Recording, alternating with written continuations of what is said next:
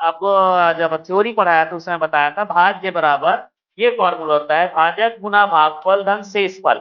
सारे बच्चों को ये वाला फॉर्मूला याद हो जाना चाहिए। दिविसा आप दोबारा ज्वाइन कीजिए।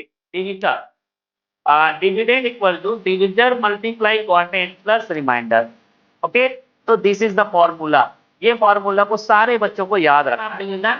If the divisor is 51, quotient is 16 and the remainder is 27, then find the dividend. पहले ये समझ लीजिए किसको क्या कहा जाता है, पहले देख लीजिए। जैसे ना, अगर भाई तभी देखिए ऐसे देखिए, अगर मैं थ्री अगर मैं लिखता हूँ 375 को डिवाइड करता हूँ 2 से, ठीक है, 2 से डिवाइड करता हूँ, पहले समझ लो किसको भाजक बोलते हैं, किसको शेषफल बोलते हैं। कितने बार में जाएगा ये 2 1 जा 2, ये 1 प्लेस हो जाएगा 17 हो जाएगा 2 8 जा 16, ये 1 प्लेस हो जाएगा 5 2 7 जा 14, 2 7 14, एक बचा। अब देखिए ये किससे हम भाग देते हैं उसको बोलते हैं भाजक, इंग्लिश में बोलते हैं डिवीजन।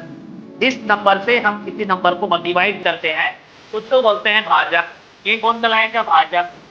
भाजक मतलब डिवीजर कहलाएगा। पहले समझ लो, अलग जगह लिख लो। उसके बाद जो हम भाग करने जिसको हम भाग देते हैं वो कहलाता है भाज्य। भाज्य मतलब डिविडेंड। डिविडेंड ये कहलाता है। और भाग करने पर जो भागफल आएगा ये कहलाएगा भागफल। भागफल जिसको बोलते हैं क्वार्टेंट। स्पेलिंग थोड़ा सा डिफिकल्ट है, देखने दो। QUOTIENT, quadrant. और ये वाला जो बचता है उसको बोलते हैं शेषफल। शेषफल, रिमाइंडर।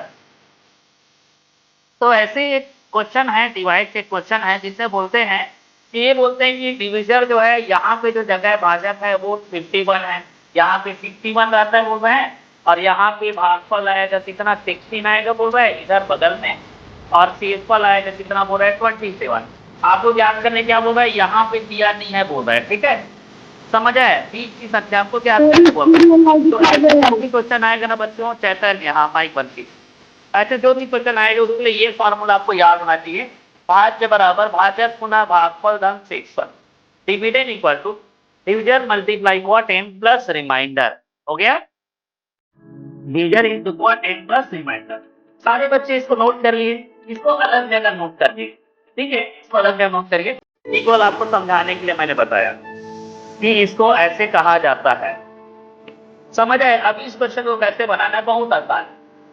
डिविजर और क्वोटिएंट को मल्टीप्लाई कर दो और जोड़ दो किसको, शेषफल को। फिर देखिए हमको क्या याद करने बोला है, भाज्य बोला है। भाज्य मतलब डिविडेंड बोला है, डिविडेंड ये हमको याद करना है। डिविजर कितने हैं, भाजक कितना है 51, और भागफल कितना है 16, क्वोटिएंट कितना है 16, प्लस रिमाइंडर कितना है 27। ये दोनों को मल्टीप्लाई करो और 27 को ऐड कर दीजिए। चले अलग चलो मल्टीप्लाई कीजिए।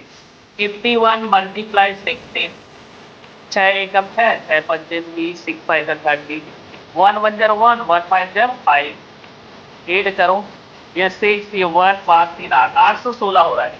देखो अब हम इसको ना भाज्य बराबर डिविडेंड इक्वल टू, सारे बच्चे लिख लो, इसको मल्टीप्लाई कितना हुआ 816।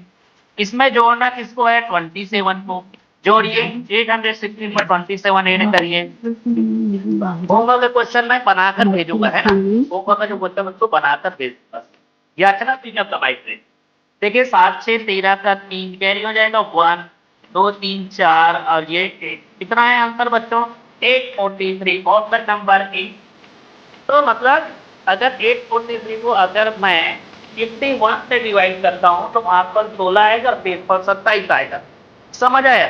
तो प्रश्न यही आपको समझाने की कोशिश कर रहा है। यह कर रहा हूँ, सबको समझ आया? बना लोगे सेम क्वेश्चन? सेम क्वेश्चन बना पाएंगे कि नहीं, जल्दी बताइए।